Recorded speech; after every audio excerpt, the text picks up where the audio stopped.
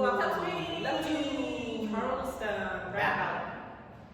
We started with reminding you kind of like the most important things about Charleston.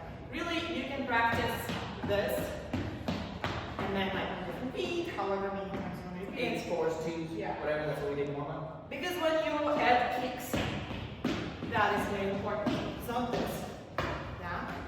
And then in Charleston basic, this is also very important. You hear everything that's happening, right? Those slides, you want to have that tattoo on there. So we practice that much, and then we might to skip up, which you guys knew, and then we add a roll back to it. Look like this. All right, step, kick, kick, hey, and kick, step, rock, step. Boom, bop, bop. And then we added on a little turn going forward.